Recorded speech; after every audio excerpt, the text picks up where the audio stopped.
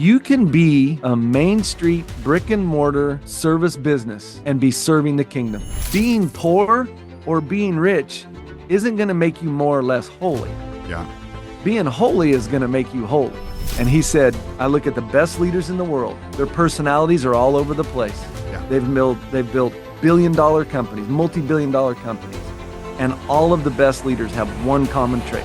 And it's, do you think you can scale without selling out and losing your integrity? On today's episode of the Mike Thakur Show, I'm talking with John Felkins, leader of EntreLeadership, which is Dave Ramsey's flagship program for business owners and business leaders. And boy, you're going to enjoy this conversation. Just this idea of how do you scale, right? How do you scale well? Obviously, Dave's managed to do it pretty well. He's got a few folks that don't like him, but I think most people do. And so that's one of the intriguing things I think for talking with someone like you is you've been around it for so long, and you get to see it from both sides. So you see the genuine. If there was some that that wasn't genuine, you'd see that too. But I don't hear a lot of horror stories for Dave, so I don't think there's a whole lot of that going on. And so I think really just to kick us off here, just for some talking points. From what I understand, or from what I've read and what I think about when people talk about integrity-driven leaders, I have three things that come to mind, and I'm going to kick these off here to get the conversation going with both of us. There's a concept of kind of the times when we have to make a sacrifice versus compromising, right? Whether that's, I could do this deal, but I know it's not the right deal to do. But if I don't do it, I'm sacrificing profit. I'm sacrificing revenue. I might even be sacrificing meaningful growth if it's a big deal. So that's kind of one thread I thought I would throw at you. Another thread would be just the idea of people-led leadership. And I know you've talked about this before. You've talked about your journey and how you viewed people in the past and how that's morphed and evolved over time, while you've been at Ramsey. And then I think the third thing that I thought about, a potential way that we could tackle this, would be just this idea of legacy first, profit second. I'm not sure Dave was there at the beginning, but I think he's probably there now when I listen to Dave talk, and he's thinking a lot more about the future and how the future looks without him than maybe 30 years ago. So I'm just going to throw those out at you. Feel free to pick on whichever one you want, and we'll just kind of take the conversation from there. okay, that's fantastic. Well, let's go back to the first one. Okay. The issue of sacrifice. That's right. You were asking. Yeah. Sacrifice over compromise. Yeah. Yeah. So I don't know necessarily where you're coming from on this, but where that lands with me is compromise is when you're making a choice between two things that are they're more a moral issue. They're a right or wrong issue, right? There's something that, hey, this is a character issue for me. I'm going to make a choice here, either in this business dealing and it's a little shady or not shady. It's who I am, it's against who I am. It's against our core values, but there's money there and I'm going to go after it. That to me is like compromising your identity. That's compromising who you are. Whereas a sacrifice, what I've seen over and over again is, and you mentioned Dave, absolutely with Dave, where it's the other side of that. It's the other side of compromise where you say, you know what, we're going to stick to who we are, and that's probably going to cost us. Yeah. And so I've seen him do that a lot of times. And I think when we stick with who we are, maybe Mike, this is an oversimplification, but that you're talking to me, so that's what you're going to get. Okay. When we stick to who we are, we don't fall into either self-promoting or self-protecting. We don't try and be more than who we are or less than who we are. And if we can just stay consistent with this is who we are, this is what our values are, and we're going to stick to this, that's going to be our North Star. And sometimes it's going to cost us and sometimes it's going to help us. But if we play the game just based on if it's going to be easier or harder, we lose our way. And maybe to be a little more practical, I've seen this play out all the way from the direction of the company and things that we're willing to do as a company, all the way down to hiring decisions. I have sat in interviews and I have thought to myself, this person is not a fit for our organization. And I know that they could just kill it. They would be so good at this job. I can look at their resume. I can look at what they've done. They would really help us from a business financial perspective, but they are not us. And so we've got to pass on them. And, sometimes that's hard. when you're trying to balance both of those things. Yeah, okay. And so I guess the thought for me is, I'm in the co-working space. We've got some co-working spots here in Houston. And so, we get to be probably around a little bit more real life for some entrepreneurs than typical, because we have a lot of folks who work in our spaces. And so, oftentimes I'll see people, and especially the younger guys, they're watching TikTok, they're watching Instagram. Everybody talks like it's if you're not making $1 million, you're doing something wrong. And so then they want to go take investors, they want to go borrow money because I can scale faster, right? It's the same leverage trick as, well, I can buy more real estate if I just debt myself up more. And obviously we know what Dave's perspective would be on that. So where would that fall as far as, is that a sacrifice or is that a compromise? Because depending on what your theological perspective is, could kind of go both ways. Well, my question goes to why? Why are you doing it? I love what you're about, and I love kingdom-focused entrepreneurs. Mm-hmm. But there's a couple of different ways of looking at that. We can look at, hey, I want to go make $1 million, like these, like you're saying, people are seeing on social media, which of course means that it's true, right? And it's super easy. Absolutely. Because it's on, super, I can just see it as I scroll. They can say, I'm going to go do that for me, or I'm going to go do that for a higher reason, a higher calling. Well, I know we talked about this a little bit on the front end. The motivation, the why, is what makes a difference for me. Yeah. And I think you don't have to, and I will say where we're coming from as an organization, and I'll go so far as saying what his view is, because I've seen him answer this question, is you can be a Main Street brick and mortar service business and be serving the kingdom. Yeah. You can be a plumber. Yeah. You can be a dentist. You can fix computers, or you can fix hair. And you can serve the Lord and serve the kingdom just as much as a pastor does. It looks different. One of our books that we require people to read is The Monk and the Merchant. Yeah. The monk wanted to build the cathedral. The merchant is running his business. The monk's got no money to build a cathedral. Right. Where's that money come from? Yeah. And so they work hand in hand. So maybe I'm getting a little off course. I'm sorry. But when somebody's looking and they're saying, you got guys rolling through your co-location there, your co-working spot, and they're all thinking, man, I want to make this move. I want to do this thing. I want to do that thing so I can make $1 million. I'm just going to look them square in the eye and say, why?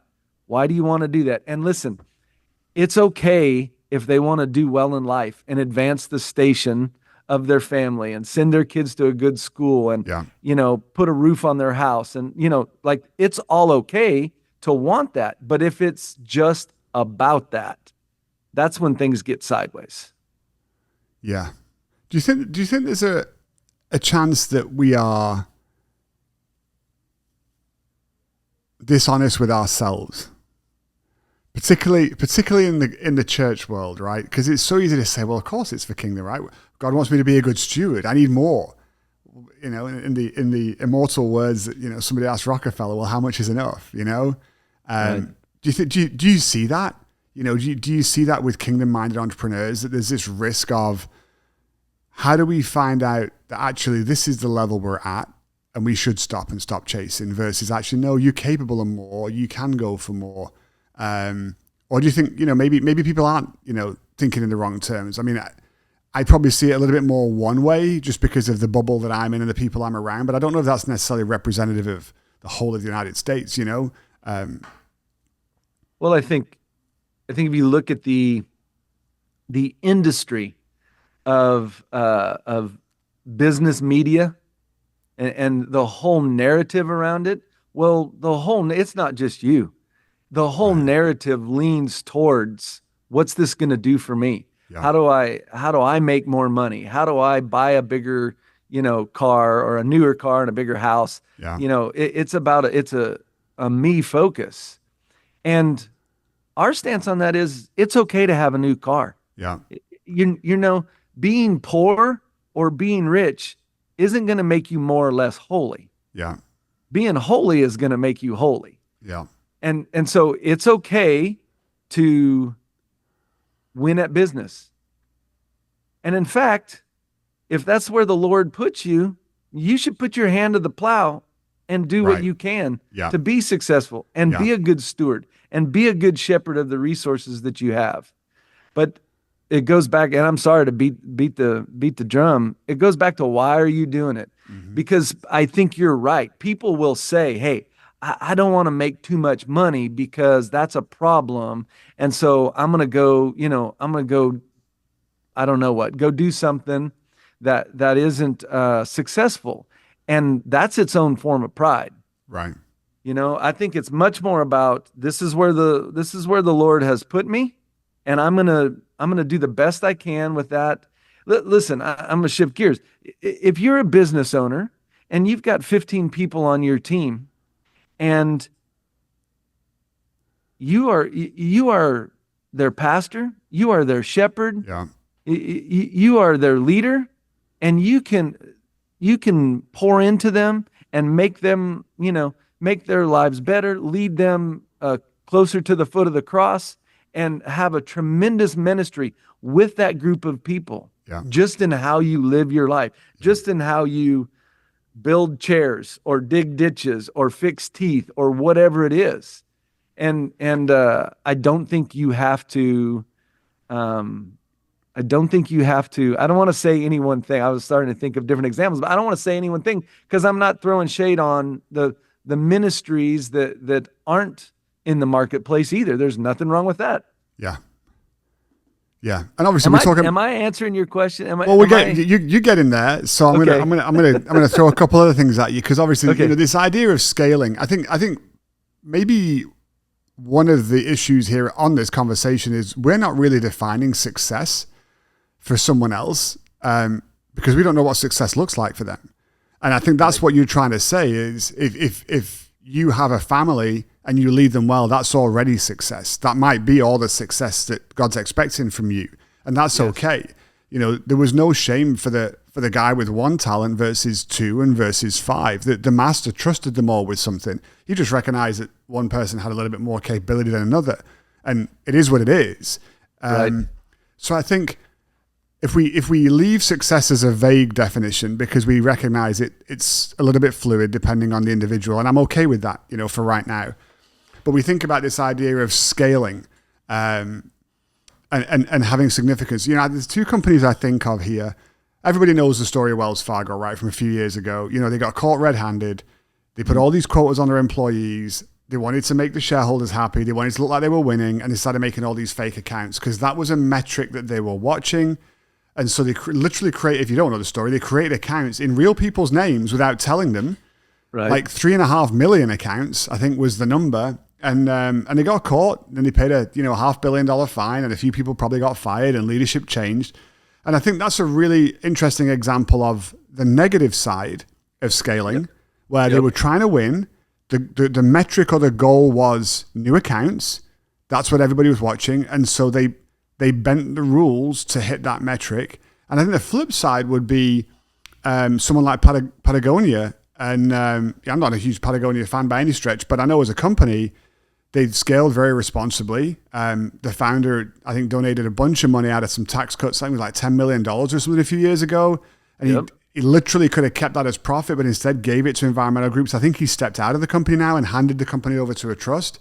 I don't know if you're a Christian or not. I don't know them well at all, but 2 very different examples here of how companies have charged toward their goals and how they've handled the journey along the way, none of which is particularly faith-specific. We're just talking about scale in general and integrity in general. And so, I think when we think about those kind of examples, and they're large companies, and we dial that back to maybe smaller businesses, which is mine and your world a little bit more, it's funny, you commented about, an interview with an employee or a potential employee, and you knew they weren't a fit. So I hired a guy a few years ago, I think it was during COVID, and family went to church, like our church, he was a sales background, and we needed a sales guy. And so we were pretty relaxed on the interviewing portion. I mean, we visited, we taught and everything, but it wasn't like a super high level interview. And because we're all Christians, right? Everything's going to be okay. He loves Jesus. I love Jesus. He's got a sales background. I mean, this is how we approach things. And he came in, and he started telling stories. So he'd sold timeshares, and he started telling stories about the games they would play to get people to sign up and the things they would do, and like the manipulation tactics and all this other kind of stuff. And I'm listening to this thing and I'm thinking, are you actually telling me this because you're proud of it? Because I'm confused right now. And it was so strange to me was I couldn't understand why you would even own up to the things that he was telling me. He couldn't understand why I wasn't impressed by the things he was telling me. Yeah. But we both love Jesus. Yeah. Yeah, but bring it in a different way, show up in a different way, I think when you give the example of the two companies, Wells Fargo and Patagonia. Yeah. I'm not saying what I'm going to say because of the right and wrong aspect of that, because clearly there are ethical breaches with Wells Fargo. Right? But let me take a different run at it, and that is there's vision and then there's values. Yeah. The way that we look at it is vision is having that mental image of what winning at our mission would look like down the road. Right. That's not a bad thing. Winning isn't a bad word to us. Yeah. Patagonia has sold a lot of clothes. Yeah. If they hadn't, he wouldn't have been able to make the donation. It's okay. It's okay to sell the clothes. Winning is okay. Values is how are we going to get there? Yeah. And what Yvon Chouinard has said with Patagonia is, I'm going to do it in a way as responsibly as I can, so that I don't make the environment worse than it already is. I'm going to do what I can because this is my value to be a good steward of the environment. Wells Fargo said, I value shareholder money, my own promotion, my own success, and I'm going to breach ethics to get there. Yeah. So maybe the vision of, the value that they want to bring is not necessarily askew. Maybe it is, maybe it isn't. But what I'm pointing out is the values along the way. And I think that's such a big difference, Mike, because, we're co-creators with God. Mm-hmm.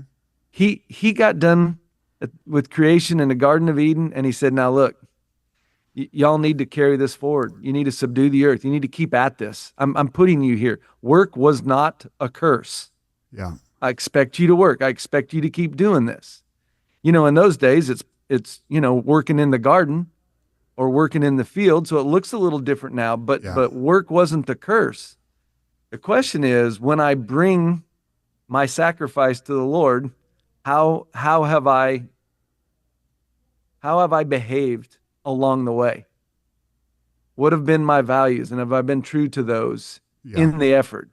And then I don't want to get too deep, but not that I could get too deep, but down this path, right? Then Cain and Abel come with their two sacrifices, and one is pleasing unto the Lord and one isn't. But one didn't work in the church and not in the church. Right. They both worked in the field. Yeah. It was about how they came with the the produce of their work and where their heart was. I think that's still the issue. Yeah. Yeah. It's so interesting. And I love that. Idea around the values driving everything. And I think for the Wells Fargo story, one of the things I'd love to have heard more of, and I haven't really been able to find that much information out, but there were a lot of people that quit because they didn't want to do the wrong thing. Sure. And so when you talk about these values, and compromise and sacrifice that we started off, this conversation with, that's a tough place to be, especially for an employee. It's not the same as a business owner who's maybe got a little bit more resources to fall back on, but they still knew I'm being asked to do this by my superiors, who I report to, but this just doesn't feel right. And I don't want to do it. So I'm stepping away. And I don't know what the number was. I haven't been able to find it, or at least not accurately, but I believe it was more than a few folks over the period of time that said, no, I'm not in it. I'm not in it for this. Yeah. I'm out. And that's a great example, I think, of what you're talking about. Those values really driving who we want to be as individuals. And obviously, in our case, as we talk about entrepreneurs and business owners, we would extend that a little bit further and say, that extends out there as well. So, all right. So I'm gonna throw a tough question at you here. Okay. Let's talk about integrity under pressure for a second. Okay. What do you think is the most common integrity challenge that entrepreneurs face when they're scaling?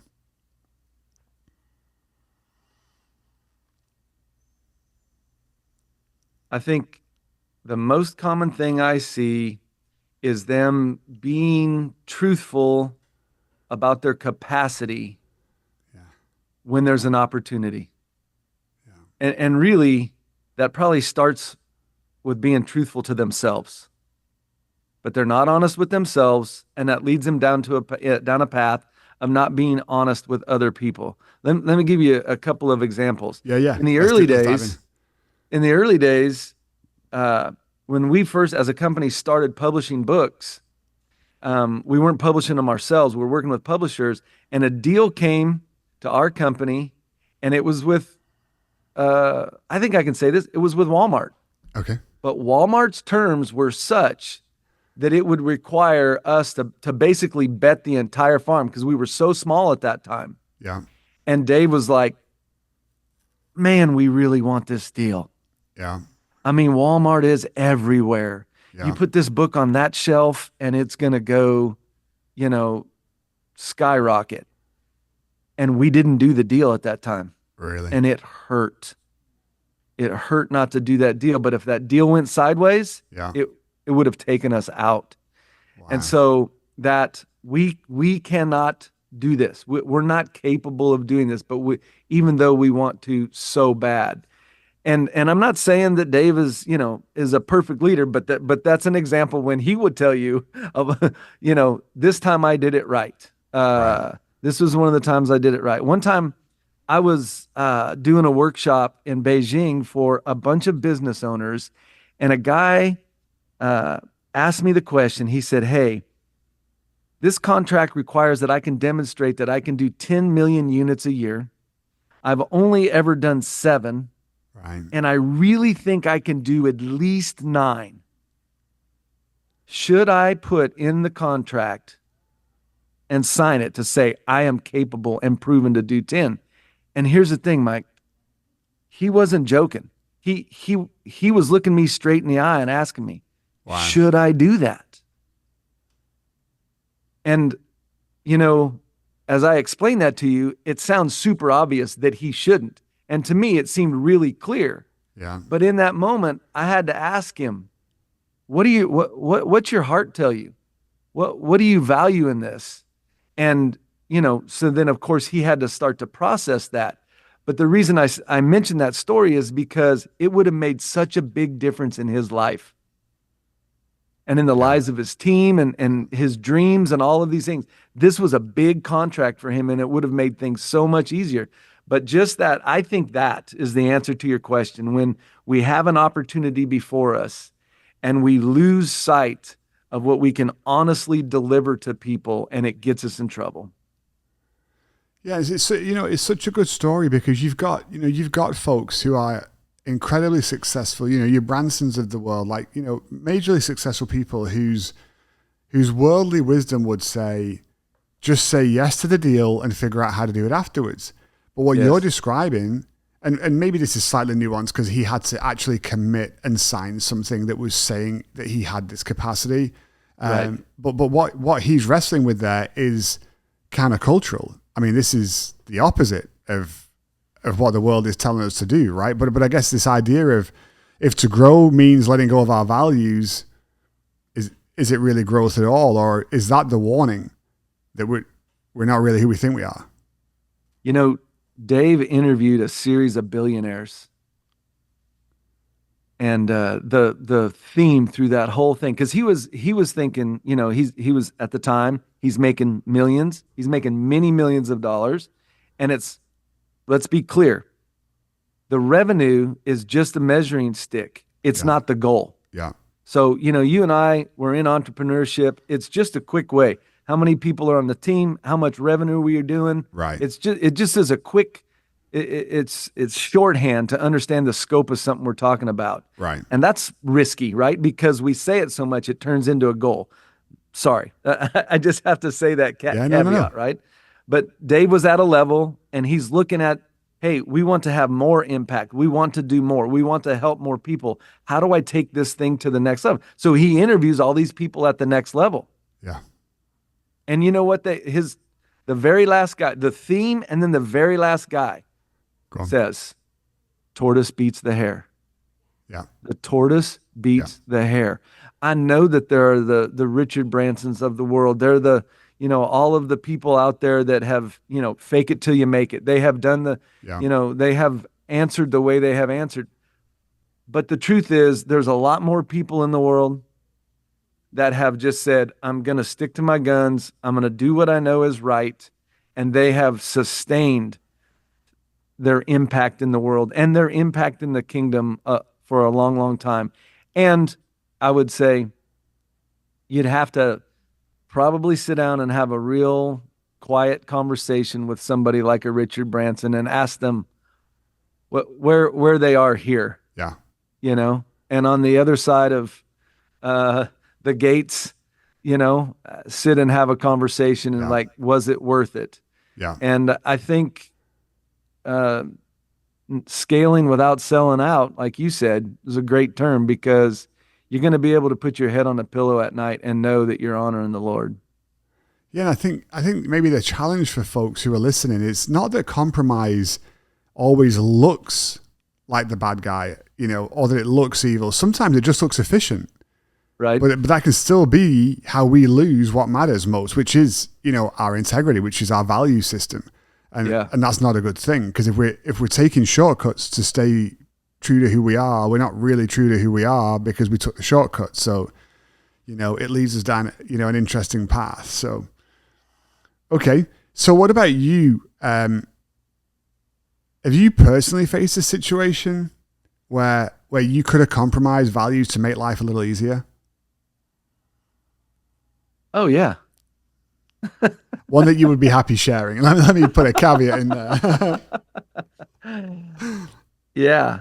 Can we learn from your journey, Mr. Felkins? Now I'm like, okay, what should I pick from? Because your question is, has there been a time where I didn't compromise or I did compromise and what it cost me? I don't mind answering either one. I think either way, just where you had the opportunity to compromise and it would have made life easier. So you could go for the one where you did, or you go for the one where you didn't.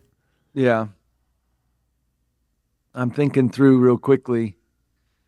You said earlier about my leadership journey, and we don't necessarily need to go into that and spend all of that time, but was it compromise? I would say in the moment, treating people like units of production didn't feel like compromise. Right? Yeah. But when I actually was forced to slow down, I realized that's not who I want to be. That's not who I'm called to be.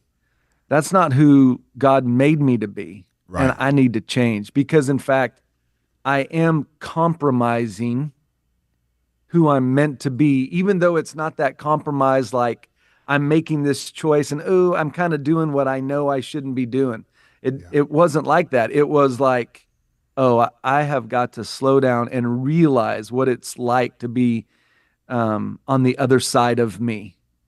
And so for sure, I had to learn that lesson of who I really was called to be, even if I wasn't living consistent with that. And that was a breach of integrity on my part. I surely would not have said that to you in real time, but I realized after the fact that it was. And you can cut this, but there's been a lot of time. You can cut this or you can put it in. Okay. Okay. I'm divorced and remarried. I've been married for about 20 years now. So It's like another lifetime. Yeah. But I can tell you, walking through that, I had to do what I believed was the right thing to do and that I could put my head on the pillow every night. Yeah. Whether it was going to make my day my week, my month, my year, or the rest of my life easier or harder. Yeah. And that was the only way that I could live with myself. And the fact of the matter is, I learned a lot in that process, Mike, that translated into other areas of my life, that translated into leadership, that translated into working with other people. Because, listen, I've made lots and lots of mistakes. And I know that's easy to say, but you don't want to listen to them, and your listeners don't want to listen to them. But I promise, I've made a lot of mistakes. But it's in those times where you make decisions like that you get tempered, where you get hardened, where your resolve gets confirmed, so that when you come back to a decision, you have the muscle memory, they would say the skeletal structure to look at a decision and go, I ain't doing that. Yeah. I don't care how tempting it is. I don't care that it would allow me to scale. I'm not going to be dishonest. I'm not going to tell a customer something that isn't the truth, or a coworker. I'm not going to advance myself beyond somebody by being dishonest about my contribution versus their contribution. And that's where the fire of adversity is, where that stuff gets built. And I would, if I'm just being real with you now, those are the kind of lessons in my life that have been the most helpful. And darned if they're never the easy times. Yeah. Yeah. They're never the easy times. Yeah. Yeah, for those listening, you can hear John's story. He's all over YouTube because he's a big shot. Okay, so you can go find it. But in a nutshell, part of what John talks about is that when he went to Ramsey, the culture was quite different, and so he started to realize that the way he viewed people from his background and his interactions with his employees wasn't maybe as optimal as it could be. And I'm not going to take all the thunder away or anything like that, but that's kind of what we're talking about here. But I've got a question about that, John, because you got an engineering background, right? If I remember correctly. Yeah, I've done a little bit of homework. Do you think the way you viewed people and interacted people when you went to Ramsey was, or rather, how much of it was as a result of the way you truly viewed people, versus how much of it was you just came from a different world, you just came from a different environment, and the acceptable way of relating to people in that environment was just different, It was definitely a blend, because so I do have a couple of degrees in engineering, but I worked in construction. Right. I worked out on the projects, building projects. So construction is production. Yeah. It is a time and materials business. Yeah. And so, we are going to get it done. There's a workforce. Yeah. You plug people in, you have got a massive project in Franklin that you've done here in my backyard, right? Yeah. Right? We got time, we got money, we got materials. Yeah. This is the golden triangle of a project. And you got to crank on all three of those: the price, how long it's taken, and getting the help out there on time to get it done. And so that, you're right, that is that ecosystem. That is that value set of like how we're going to get stuff done. And there's a lot of good in that, because, to start on a project and only get it halfway done, right? And people drive by and see a half finished there's a parable in the Bible about that, right? Yeah. And so people are going to laugh at that guy, and for good reason, because he obviously didn't steward his project, his resources well.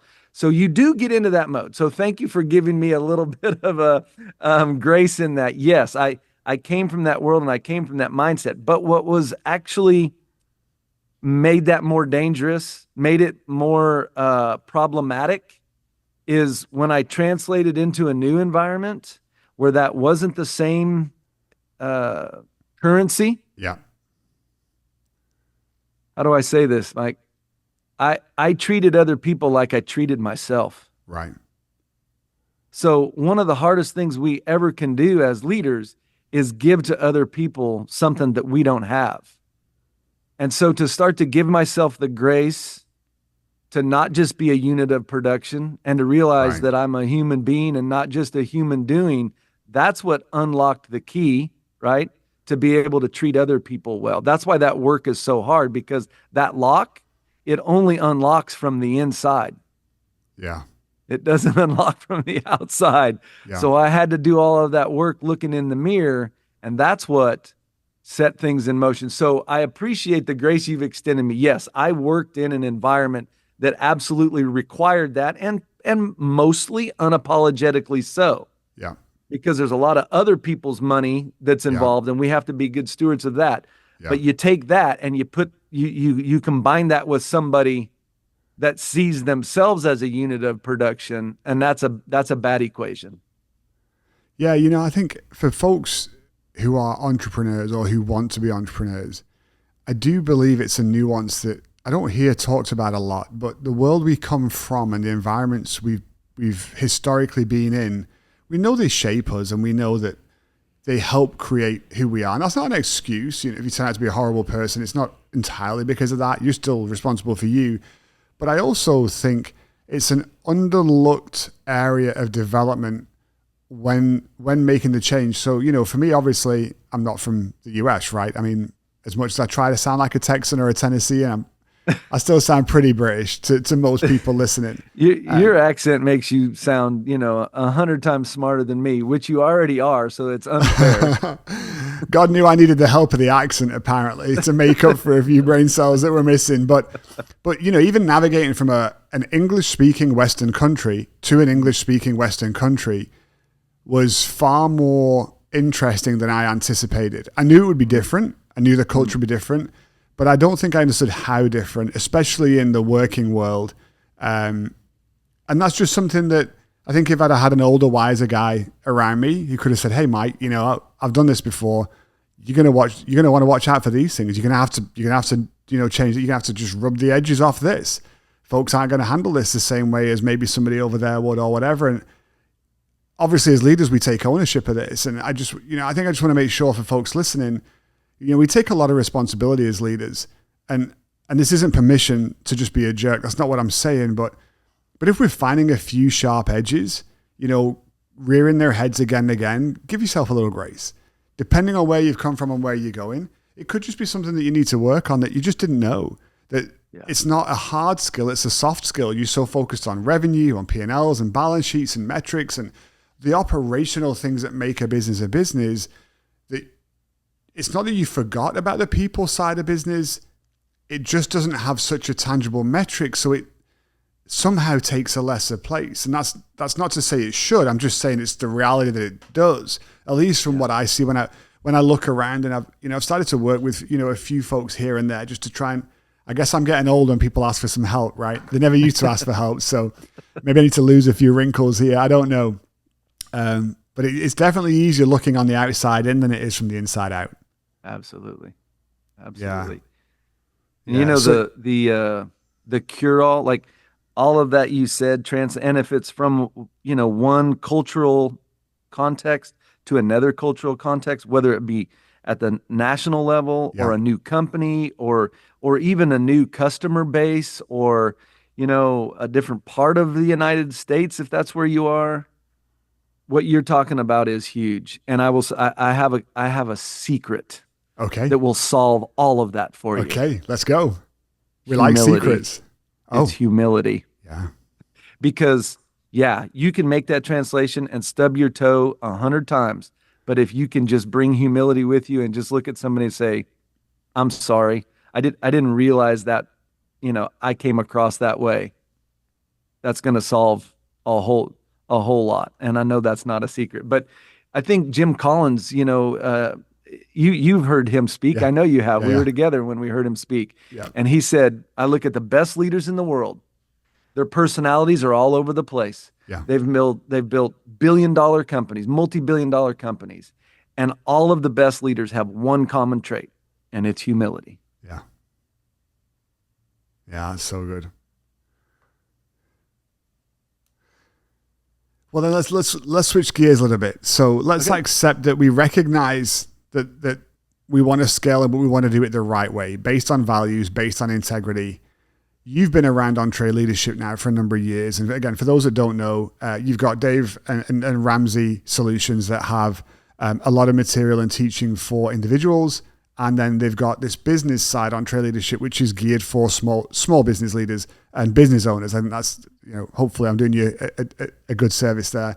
And so within the EntreLeadership world, I know that not everybody believes the same things we believe from a kingdom perspective, from a Christian perspective, but I think the majority do.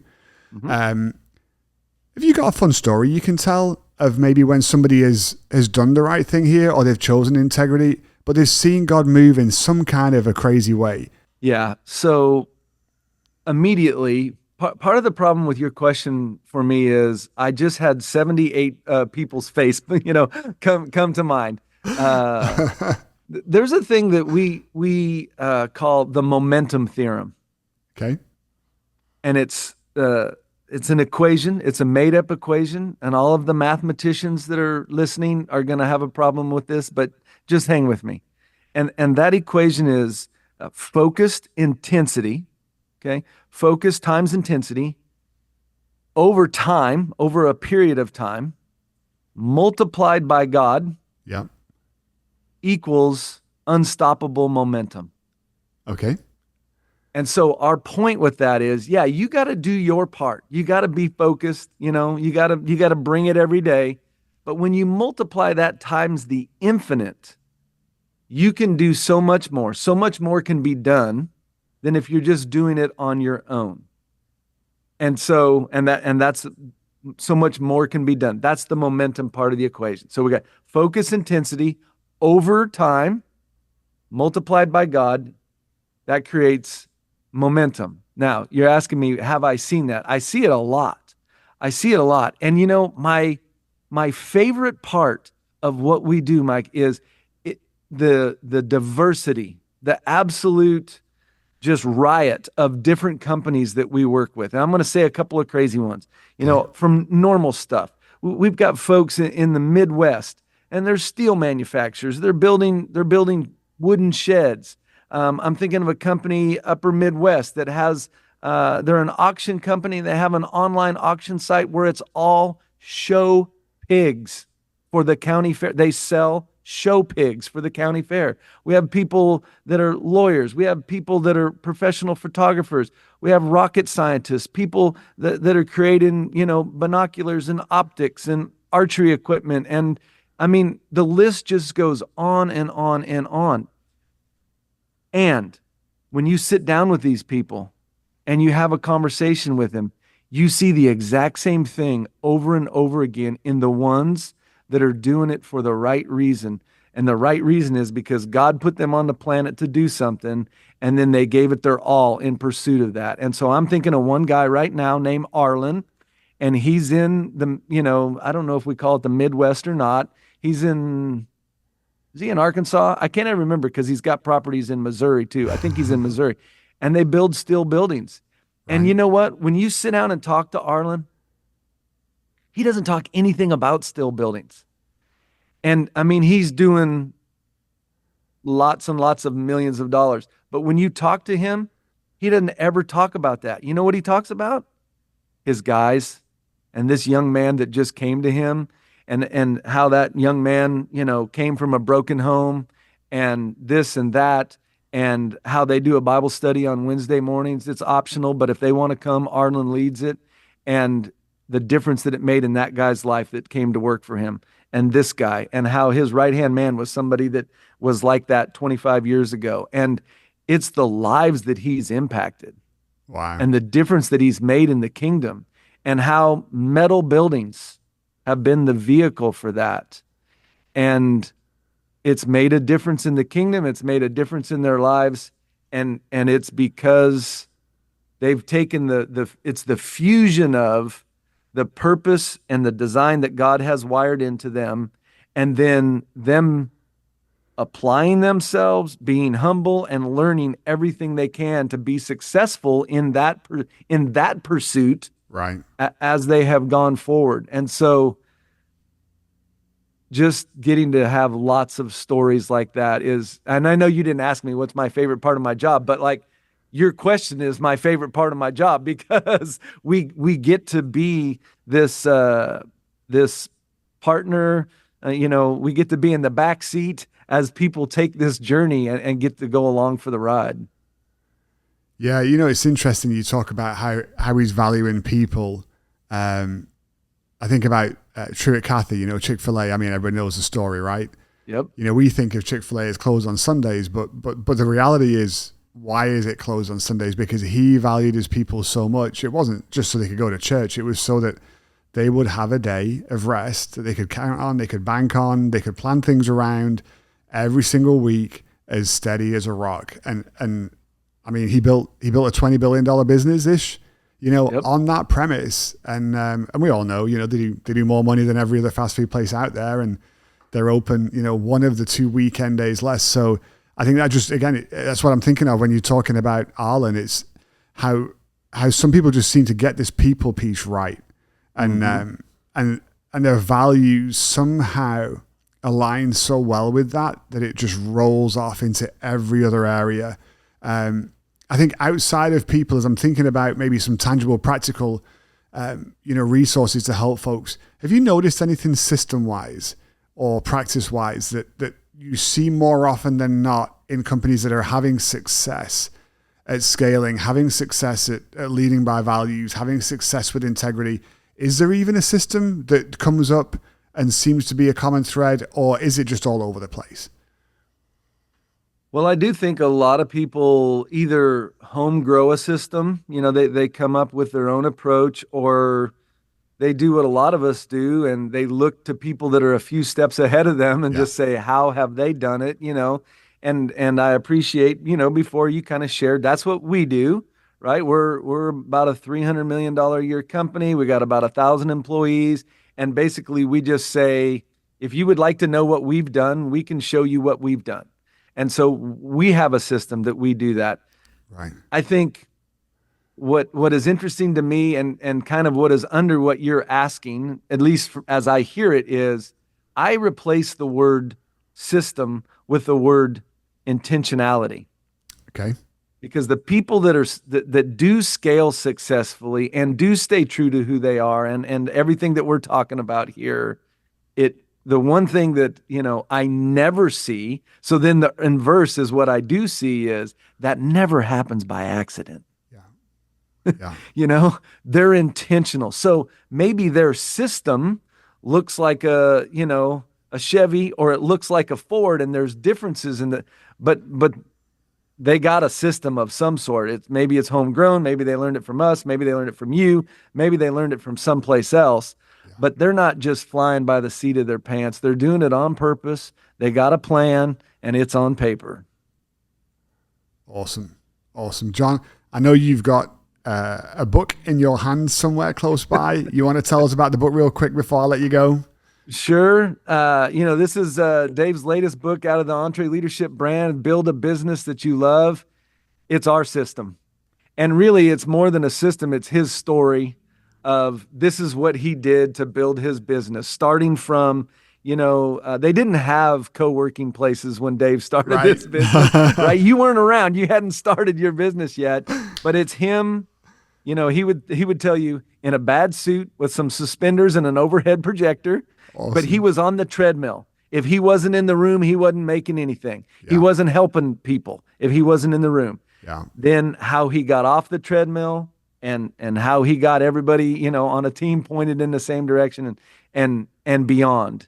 And so those stories, those 5 stages of business, that's what this book is about. How we did that, and to the extent people are interested, they can learn that from reading, Build a Business You Love from anywhere you get books, or going to EntreLeadership.com. Awesome. Well, thanks for tuning in. If you're leading something that's growing or about to go big, and you're thinking about scaling and you don't want to lose who you are, you want to maintain your integrity, and you want to lead with your values, here's some takeaways that might help. First of all, growth is going to be a magnifier. Don't forget that. Scaling doesn't change who you are, but scaling, just like success, is going to reveal who you are in a bigger and more visible way. So the character that you're building in the quiet seasons is what's going to carry you when the spotlight shines. Number 2, you can't delegate integrity. It's going to come from you. You can't delegate values. They're going to come from you, because culture comes from you. That's what leadership is.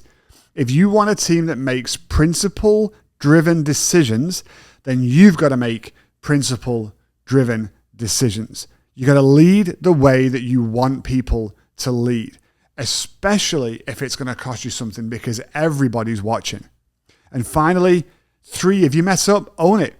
Integrity is not about perfection, and no one expects it to be. It's about ownership, leading through your failures, not going around them, and then building trust that lasts longer than other metrics will. That's how we scale without selling out.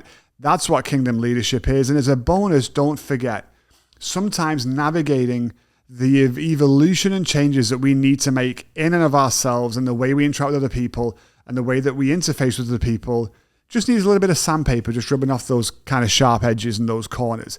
And that's okay, because we all come from different places and we're all heading to different places, and each one of our journeys is unique. So as much as you want to look to other people and see how they've done things and what's happened and what the results have been, just remember your life is never going to be a mirror of anyone else's. No matter what you do and how you do it, even if you do it the exact same way, it's going to be slightly different, because you are what makes you you, and that's because God made you that way.